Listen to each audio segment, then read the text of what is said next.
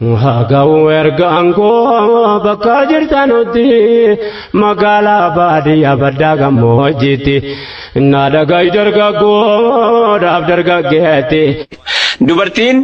jaalalanimtu jibban noksitu gaafa gaaftu ko xiqqoo si afaan keessa wal ba'an immoo jalqaba namni dhaqee bari inni takkaaraa mataa yunaa godheen beeku jechuu jalqabu immoo isii taa maaliif jennaan uumama ijoollee uumama ergama rabbiin nutti hime bara ergama rabbii waan nu barsiiseen qabani gaafa waan raajibbite dhiirti immoo ومن العجائب namni methodology kana itti barate isin barsiisu dhiirriyoo waan fedhe haadha manaa sarraa jibbaa oole namni hundinuu waan haadha manaa sarraa jibbuu qaba. Eenyuun irraa jalqabee abbootii keenya eega Aadam irraa jalqabee hamma gaafa ilaa yooma sa'aatti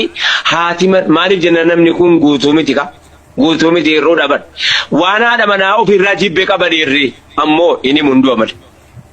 Abbaa fedhettiin himtu dhiira yoo woman taane ka halkaan isii kun akkuma akka taate malee waan haadha manaa ofirraa jibbe wallahi dhiirri naasawu. Kanan jibbe jedhee haadha manaarraa naasawu. Yoo haasa immoo birmaduu miti gammechuu taate si namu abbaa malee asumaaf achi dhadhalatte yoo taate malee birmaduun ilmoon namaa